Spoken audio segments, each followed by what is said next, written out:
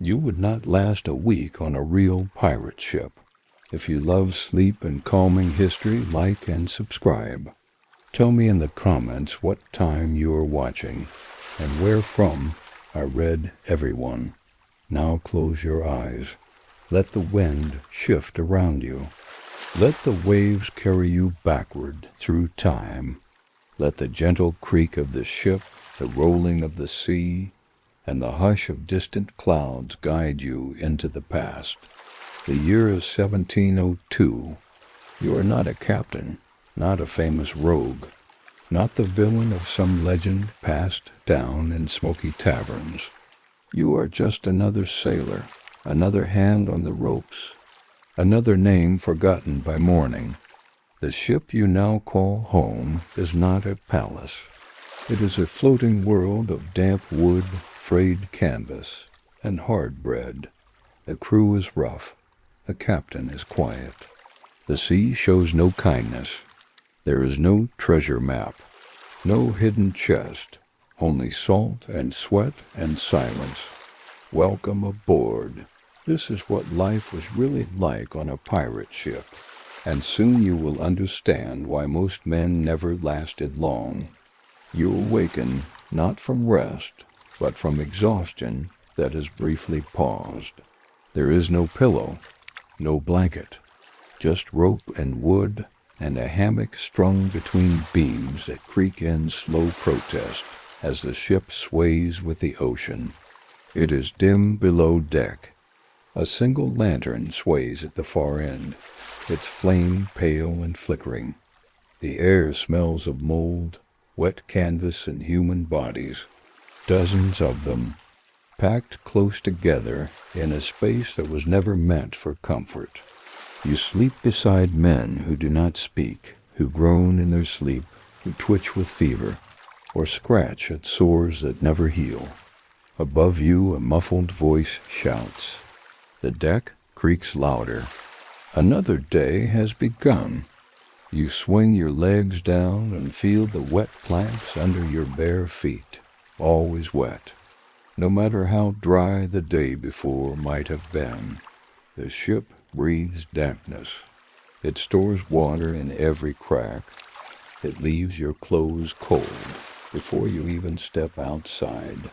The ladder up is narrow. You climb it by feel, hands on splintered wood. And when you reach the deck, the light blinds you. It is not sunlight, not really. The sky is gray again. Always gray. The clouds press low, stretched over the sea, like a soaked woolen sheet. You step out into the wind. There is no good morning here. No one nods. No one greets you with words. You pick up a coil of rope without being told. You do not wait for instruction. The captain does not repeat himself. Neither does the bosun. You know what happens if you fall behind, if you hesitate. The last man who did now lies buried in the sea, wrapped in canvas, name forgotten. You spend the morning hauling sail. The ropes bite your fingers. Your shoulders ache before the sun rises fully, and the sun never rises far. It hides behind clouds and watches you silently. There is food, if you can call it that. A piece of hardtack, dry, full of weevils, and a splash of water from a barrel that tastes of wood and algae. You chew slowly, so your stomach believes it is more than it is. The sea rolls on. You see nothing on the horizon, just a gray edge between sky and water. The sails flap. The deck moans. The ship breathes beneath your feet. Your body does the work without thinking. Tie, pull, coil, scrub. Your hands are blistered, your arms sore, your back bent. But it does not matter. No one notices.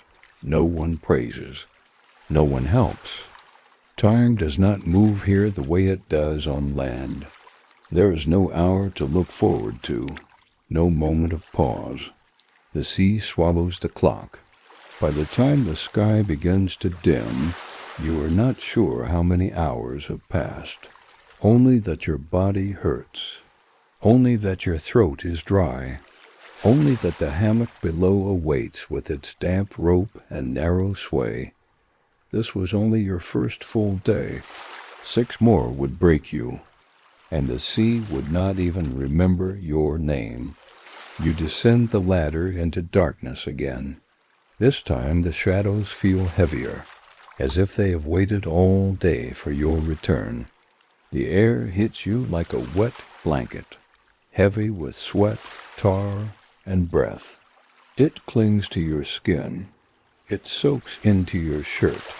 There are no beds, no space to stretch, just hammocks tied to every beam.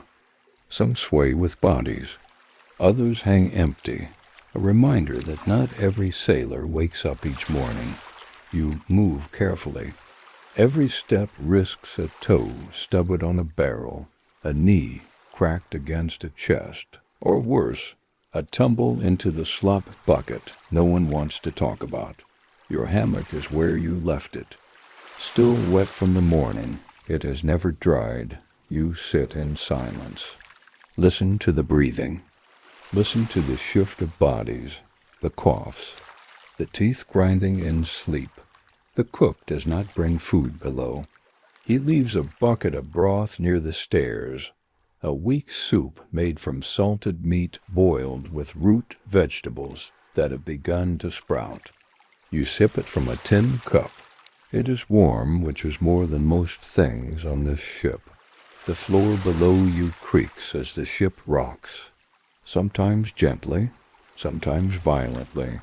You no longer notice the difference. Your body has learned to move with the sway. In the corner, someone whispers a prayer. You do not recognize the language, but you recognize the tone, half hope, half apology. And then the rats come. Not many at once, just 1 or 2 at first, but they know the rhythm of the ship. They come out when the lights go low. You hear their feet first, tiny claws against wood. You see their eyes next, small, glowing, patient. You do not shoo them away. They always return. You tuck your hands under your blanket. You tie your satchel closed. You learn not to care. You lie back in the hammock. The ropes hold you, but not well. Your back hurts. Your hips ache. You feel every knot. Every swing feels like it might drop you, but you stay. There is nowhere else. You close your eyes. But the ship is alive. It creaks. It breathes. It moans, and the men around you do the same. Sleep does not come quickly, and when it does, it is thin, like the blanket you hold to your chest. You dream of trees, of bread, of silence that is not soaked in the sea. You do not know it yet, but by the end of the week, half of the men in this hold will be gone. Sickness, punishment, disappearance. It does not matter how, only that there will be space where there was not before. And when you wake up, the sky will still be gray, the water still endless, and the work will begin again. You awaken with a mouth like sandpaper. Your tongue is dry. Your lips are cracked. Your head feels hollow. The ship has not stopped moving. It never does. The slow side-to-side roll of the hull continues like breathing, like a clock that does not tick but sways. There is no breakfast as you remember it. No bread from an oven, no fruit, no warmth on a plate. Only the same hard biscuit, a lump of baked flour dry as ash and crawling with tiny white insects. You do not bother to knock them off anymore. You chew them with the rest. You call them meat. The biscuit crumbles in your mouth like chalk. It sticks to your teeth. It scrapes your throat. But you swallow it slowly because you have no choice. Beside it, a cup of water, or what is left of the water. Stored in barrels, the liquid has turned warm and cloudy. It smells of the sea and of the wood that holds it. Some men drink it with eyes closed. Others add a few drops of vinegar to kill the taste. You drink it because you must. There is talk among the crew of salted beef, dried peas, pickled cabbage. But these are only memories now. The good food was eaten weeks ago. What remains is moldy, soft, or crawling. Sometimes the cook makes stew. He throws everything into a pot, old meat, sea biscuits, dried beans that never soften. He calls it a feast. You call it survival. You do not complain. No one does. Complaining marks you. And there is no reward for weakness. You eat in silence, sitting on the deck with the wind in your face. The sea stretches around you, glittering with light that means nothing. There is no land in sight. There is no end. Only the groaning of wood and the call of gulls that follow the ship, waiting for something to die. Some days the hunger is sharp. Other days it fades into a dull ache. Your stomach forgets what full feels like. You learn to live with less. Less food, less flavor, less comfort. And sometimes in the heat of the afternoon, when the sails droop and the air hangs heavy, you imagine things, smells that are not there, flavors that no longer exist. You see apples in the clouds, bread in the sky. You shake your head and return to the rope in your hands.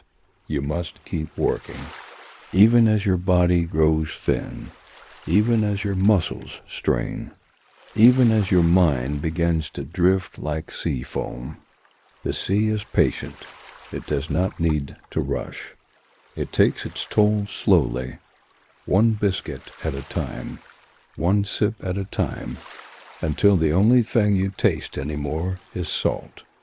There is no warning, only a stillness in the air, a quiet so deep that even the wind seems to hold its breath. You feel it before you see it, the pressure in your ears, the way the clouds thicken like boiling ink. The crew begins to move faster, pulling ropes tighter, tying down barrels, checking sails. No one speaks of it, but all know it is coming. And then the first gust strikes, sudden, sharp, cold. It howls through the rigging, sending canvas snapping like whips. The sea, once calm, begins to rise, lifting the ship like a toy, then dropping it again with a crash that shakes the nails in the walls. Rain follows, heavy and fast. The deck becomes a river. Your feet slip as you brace yourself, hands on the rail, trying not to fall, trying not to think of the last man who did. Thunder cracks across the sky. Light flashes. For a moment, the world is white, then black again. You are soaked in seconds. Your clothes cling to you. Your skin burns with cold. The captain shouts orders, but the wind steals his voice. The men act on habit now, pulling sails down, tying off lines, moving with urgency and fear. The ship groans. You feel it in your bones. Every plank, every nail, protesting as the waves batter the hull from all sides. You cannot see the horizon anymore. Only spray, only sky. The waves tower above the deck like walls. You climb one, then fall down the next. The world tilts, tips, spins. Your stomach turns. The nausea is sudden and brutal. You lean over the side and empty yourself into the sea. But the sea does not care. It throws salt in your eyes and water down your throat. It tests your grip with every movement. Below deck, men pray, others scream. The hammocks swing like pendulums. Crates slide across the floor. Rats scurry in every direction. Water floods in through cracks and seams. You remain above, holding fast to the mast, your hands numb, your teeth clenched. You have never felt so small. This is not the kind of storm that sings. It roars, it bellows, it punishes. And then, just as suddenly, it ends. The rain slows, the waves flatten, the wind retreats. You are left in silence, soaked to the bone, trembling, staring at the horizon as if it might explain something. The crew does not cheer. There is no celebration, only silence. You begin bailing water, mending rope, scrubbing the blood from the deck. One man is missing, another broke his arm. A third lies still, eyes open, unmoving. He will be wrapped in canvas before nightfall, and you will eat supper beside the same rail that nearly swallowed you whole. The sea is calm again, but you know it is never gentle, only waiting. Out here, far from any shore, discipline is the only law. There are no jails, no courts, no judges to hear your case. Only the captain, the crew, and the code. You learn quickly that freedom is not the same as lawlessness. A pirate ship, for all its rough charm, runs on rules more rigid than any Royal Navy. Break them, and the ship breaks you. The rules are not written in ink. They are carved in scars and missing fingers in the silence that falls when a man makes a mistake. They live in the looks exchanged across the deck, the warnings unspoken, the stillness of men who know the cost of a wrong word. It starts with silence. When a man steps out of line, the talking stops. No one looks at him. No one helps. The crew parts like the sea, giving space for what is to come. The offenses may seem small, dropping a rope, answering with disrespect, stealing an extra ration, striking another sailor without cause. But in a world this small, these are not petty mistakes. They are threats to survival, and threats are not tolerated. Punishment is not delayed. It comes as swift as the wind and twice as cold. A lashing, a docking of food, tied to the mast in the sun, or worse. You remember the first lashing you saw. A man from Ireland, new to the crew. He spoke back when ordered to scrub the deck. It was not a violent word, just defiance, just a moment of pride. The boatswain did not yell. He did not argue. He just nodded. Two men stepped forward. The Irishman was tied to the rail. His shirt was cut away. The cat-o'-nine tails was uncoiled with a sound that seemed louder than thunder. Each strike was heavy, measured, not wild, not angry, but precise. The ropes slapped across his back, splitting skin. The sound was dull, wet, final. He made no sound after the third blow. He shook, but did not scream. His blood ran into the planks, and the deck swallowed it. You stood nearby, frozen, watching, learning. No one cheered. No one smiled.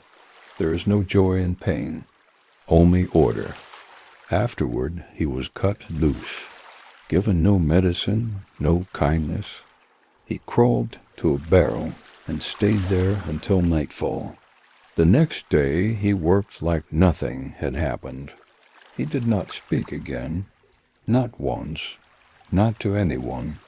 You understood then that the captain is not the only thing to fear. The crew watches everything. They test you, they wait. Step too far from the line, and they erase you from it. Some punishments are quieter. A stolen item goes missing. A man finds rats in his hammock. A boot left hanging overboard. Rumors spread without names. Trust fades like a morning mist. And then there's the sea, the ultimate punishment. Simple, clean, final. A weighted sack, a short prayer, a splash, and nothing more. Men vanish, not often, but often enough that you sleep with one eye open. Often enough that when someone disappears, no one asks where they went. This fear does not scream. It does not shout. It whispers. It waits. And it keeps the ship moving forward. Every decision becomes measured. Every word weighed. You learn to move slowly, to speak less, to keep your face still. You become part of the silence. You become another shape that blends into the ship. The men who last longest are the quiet ones. The ones who nod and follow and never ask why. The ones who make no friends.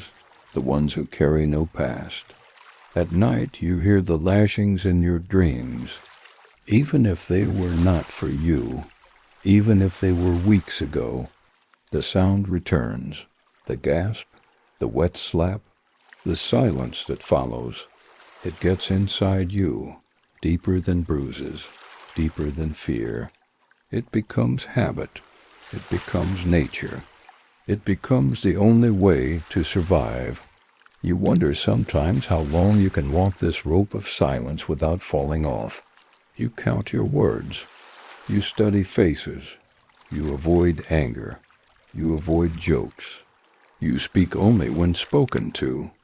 Sometimes at night you hear a man sobbing. He is quiet about it, curled in his hammock, his breath shaking. You never look. You never ask, because you know one truth now clearer than any other. Mercy is not welcome here. Out here, even the air is sick. You notice it first in your lungs, a wheeze when you climb, a cough that wakes you before dawn. The others have it too, but they do not speak of it. The ship is a cage of disease. Men breathe the same thick air. They share food, water, hammocks. One man gets sick, and it spreads like spilled oil. The fever jumps from man to man like flame across sails. There is no doctor, no medicine beyond herbs, vinegar, and the occasional bottle of rum poured into a wound. The cook keeps garlic and onions, not for flavor, but to stuff into sores and to ward off infection. Injury is certain. The ropes cut your palms. The salt eats your skin. The work breaks your back. The sun boils your neck. The wind chaps your lips until they crack. You remember when your foot slipped on the slick deck. You fell hard. The pain shot up your leg like lightning. 2 men helped you up, silent, uninterested. You limped for days. You still do. 1 man lost a finger in the rigging. Another had a tooth pulled with pliers and no cloth to bite. He screamed once, then went quiet. By morning, he had a fever. 2 days later, he was gone. There is no mourning here. Death is part of the tide. It comes in, it goes out. And the ship keeps sailing. The wood of the hull grows soft in places. The tar between the boards melts under the sun. The ropes fray. The sails tear. Mold spreads across the grain. Men age quickly at sea. Their teeth yellow. Their hair thins. Their skin burns, peels, hardens like old leather. Their hands shake when the wind dies. Their eyes narrow when it returns. Their laughs become rare. Their eyes distant. You feel it in your joints. You feel it in your sleep. You feel it when the rain falls, and you do not run from it, because there is nowhere to run. There is no escape, no break, no cure, only the ship, only the slow undoing of body and mind. Some men go quiet, others laugh too hard at nothing. You begin to forget the sound of your own voice. You begin to forget your own name. You watch the ship rot alongside its crew. A cracked plank, a moldy hammock, a man too thin to lift the sails. No one speaks of it. There is no plan, just motion, just survival. Still, you rise each morning. Still, you haul the ropes. Still, you eat the biscuit. Still, you stare at the horizon and pretend you believe land is real. Out here, even hope feels sick, and the sea does not care. It only waits for what breaks first, the ship, the crew, or your mind. When a man dies, he is wrapped in sailcloth, no box. No stone, just thread and weight. His name is whispered. Sometimes, sometimes not. The sea takes him, and the waves forget. Your hands tremble more now. Your cough deepens. You do not speak of it. You hide the blood on your sleeve. You chew the garlic and hope it is enough. You wait. The others wait too, not for death, but for their turn. Time bends at sea. Out here, you forget what day it is. You forget how long you have been aboard. You forget the shape of the coastlines you once knew. There are no clocks, no calendars. Only the sun rising and falling and rising again. Only the tides. Only the sound of water against wood. Each morning begins the same. You rise with the light or before it. Your limbs ache from sleep that never feels deep. You stretch your back, your shoulders, your neck. You wipe the sweat from your face. The salt clings to everything. Your skin, your hair, your breath. You walk the same planks. You tie the same knots. You haul the same sail. You coil the same rope. Every task repeats. Every order echoes. Every face blurs into the next. There is no privacy. The ship is too small. You sleep among men who snore, who mutter in dreams, who shift and grunt and sweat beside you. There is no door to close, no space to be alone, not even in your thoughts. Sometimes you stand at the edge of the ship and look out at the endless sea, and you wonder if you are moving at all. The horizon never changes. The water is always gray or blue or black. The sky above always wide, always silent, always empty. The crew stops speaking of time. No one says tomorrow. No one says next week. They speak only of the now, the weather, the wind, the sails, and sometimes not even that. When it rains, you are soaked. When it shines, you sweat. There is no shelter but the sky. You begin to measure time by pain, by the ache in your arms, by the hunger in your belly, by the weight of your eyelids, by how often your mind drifts to places that may no longer exist. You begin to dream of strange things, a house you barely remember, a song your mother once sang, the smell of fresh earth after rain, a dog barking down an alley, all too far away now, all washed out by the salt. The sea does not rush. It does not care. It moves in its own rhythm, slow and endless. And you, small as a coin on the ocean floor, are swept along with it. Even joy fades. Laughter becomes rare. There are no celebrations, only the occasional bottle passed between hands. Only the quiet hum of a man singing to himself at night, off-key, forgotten by morning. This is not the life of adventure you once imagined. This is not the roar of cannons or the glitter of gold. This is repetition. This is erosion. This is waiting. You begin to talk to yourself, not aloud, not in words, but in thoughts that loop and return. You count your steps. You hum the same bar of a forgotten tune. You tap your fingers in sequence on your leg, again and again, just to feel something you can control. Some men carve tiny marks into the wood by their hammocks. Others whisper prayers before sleep. A few play dice with bones, even when there is no silver left to wager. And then some break. They do not shout. They do not scream. They go quiet. They stop responding. Their eyes stay open, but their minds drift so far that no call can bring them back. You learn to fear that silence, that emptiness. You hold fast to any rhythm you can find. You make patterns out of nothing.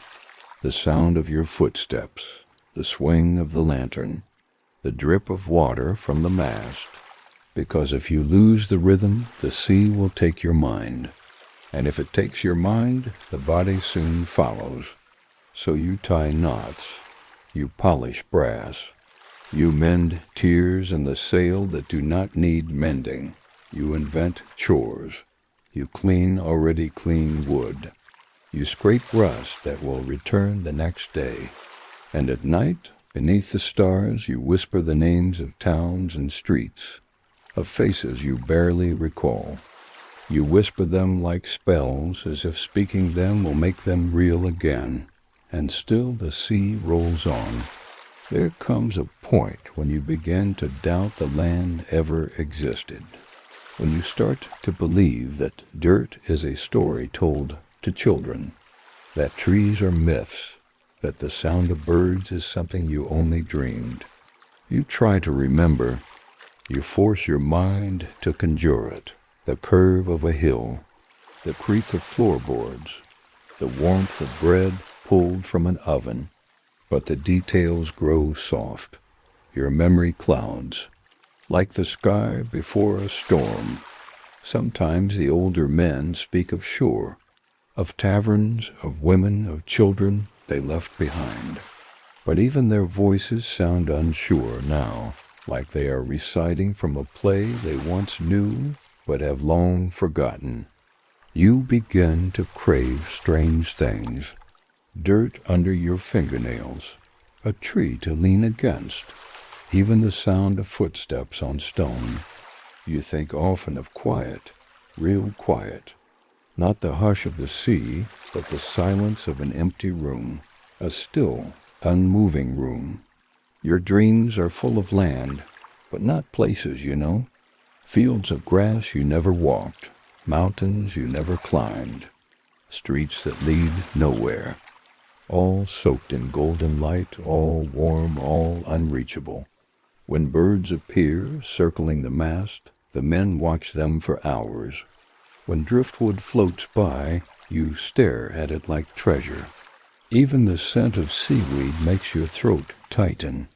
You start to mark the days again, not on wood, but in your mind. You count them backwards. How many since you last stood on earth that did not move? Since you last heard a dog bark? Since you last saw a candle that did not sway? You wonder who would know you now. Your face is thinner, your beard uneven, your voice hoarse.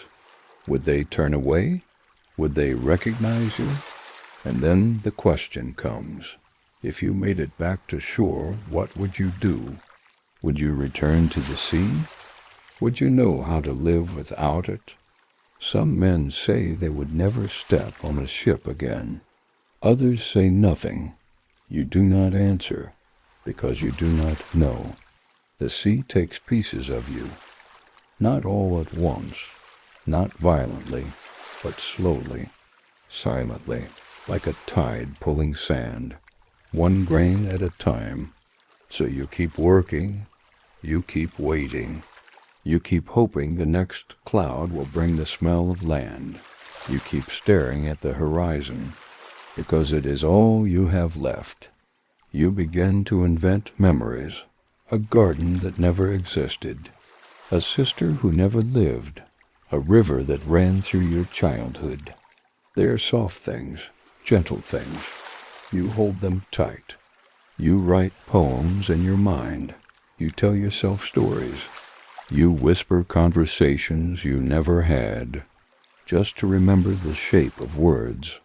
You feel the land in your bones more than your memory, the ache of standing still, the way dirt pushes back under your heel, the warmth of stone at midday, You remember these things with your body, even as your mind lets them go. And when you close your eyes at night, it is not treasure you dream of. It is dirt. It is grass. It is a path that leads away from the water. It is home, and it hurts. There is an old saying among sailors, better to fear the wind you do not hear. It is whispered between tasks, passed like salt and rope, heavier than gold, stronger than chain. On a pirate ship, reason walks hand in hand with ritual. The sea is too vast, too cruel, too full of mystery for logic alone. So you hold fast to stories, to omens, to the invisible hands that may keep you safe or drag you under. Every man aboard carries his own set of beliefs. Some will not whistle on deck. They say it calls the wind too strongly, wakes tempests from their sleep. Others will not sail without a charm around their neck, be it bone, shell, or scrap of cloth. You see men touch the mast thrice before going aloft. You see others mutter prayers to saints, gods, spirits, or ancestors long dead. You begin to adopt them yourself, not because you believe, not at first, but because belief spreads like fire. A charm here, a whispered phrase there. You avoid stepping on certain knots. You hang a silver coin in your pocket, gifted by a man who said it once saved him from a cannonball. There is the tale of the albatross, sacred bird of wind and weather. To kill one is to curse your ship for years. When one circles above, the men go silent, eyes raised, hats off, as if in church the captain carries his own strange habits. He keeps a locked box in his quarters, opens it once a moon, never says why. He speaks little, but always pours the first sip of rum into the sea. An offering, some say, to what no one dares ask. And then there are the deeper fears, the ones no one laughs about. The ghost ship seen on calm nights, lights on the horizon that vanish when chased. The woman in white who walks the deck just before someone falls from the rigging. The dead man's whistle heard during the stillest dawns. Each tale has many versions, and yet they share details too specific to dismiss. You laugh, perhaps, when you first hear them. You smile with the others, but later, alone in your hammock, the wood creaking above and below, you wonder. You listen to the wind for voices. You watch the water for eyes.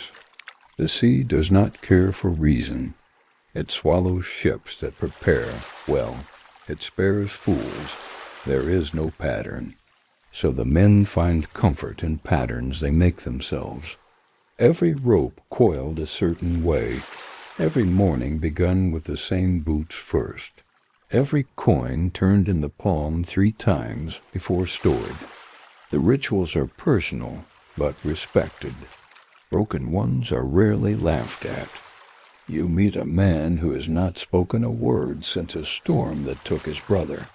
He ties 7 knots in his belt every morning. Another man hums a single note each time he climbs the crow's nest. He says it keeps the mast from splintering. There is fear, yes, but not panic. Fear that is old, familiar, like a bad knee or an aching tooth. It keeps men sharp. It keeps them polite. It keeps them alive. Because in the end, the sea is not just water. It is memory. It is judgment. It is a God that takes no name, but knows yours. And out here it is watching. You do not remember the first time you felt it, the shift. The moment the ship became more than wood, the sea more than distance. But it happened. Slowly, then all at once. You no longer flinch at the storm clouds. You no longer count the days. Your body moves with the ship, as if it knows the waves before they come. You rise without thinking. You eat without tasting. You sleep without dreaming. You have become part of the crew, not just in duty, but in soul. Your face is lean, your hands thick, your eyes always searching the sky. You walk barefoot when allowed, toes curled to feel the tilt of the boards. Your voice rarely rises. Your laugh is quieter now when it comes at all. The men around you have changed, too. You see it in their posture, in the way they look at the horizon, not with hope, but understanding. They are not trapped. They are not waiting. They are enduring. You remember men who did not. Faces long gone. Bodies buried at sea. Names once whispered and now forgotten. They were too loud, too soft, too proud. The sea does not spare such men. You last because you do not fight the sea. You follow its rhythm. You take its silence. You offer no challenge. In return, it allows you to remain. You become less yourself and more the role you play. The sailor, the brother, the watchman, the cook.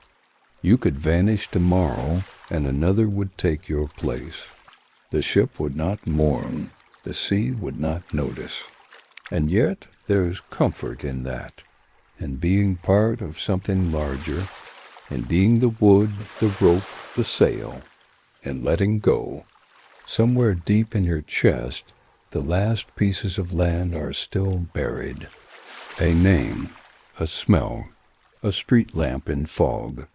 But they do not call to you now, not the way the stars do, not the way the creak of the rigging sings you to sleep. You are not lost. You are not found. You are simply here, breathing salt, holding rope, listening to the wind. You no longer need to understand the sea. It is enough that it allows you to remain afloat. And as long as the sails catch wind, as long as the boards hold firm, as long as the stars spin above, you endure. You began this voyage with wonder, with fear, with dreams of fortune, and fire and wind in your hair. Now all of that has been worn down like wood beneath waves. There is no ending to life at sea, only a steady continuation. Only the next rope, the next dawn, the next fading star. You do not know how many days it has been. You do not need to. The measure of time is in calluses and silence, in the way you no longer startle when the cannon fires, or when a man falls, or when the wind goes dead. You have learned that the sea gives nothing freely. It teaches in hunger. It speaks in silence. It breaks those who resist and reshapes those who bend. And somehow, through all of it, you have remained, not unscathed, not untouched, but afloat. And so the story ends the way the sea always ends, with no great victory, no treasure chest, no return to a harbor of song. Only the sound of water slapping hull, and the sails breathing softly overhead. Only the wind and the stars, and the slow groaning of the ship, as it carries you farther from the world you once knew. The land is out there, perhaps, but it is no longer where you live. You belong to the ocean now, and the ocean does not let G.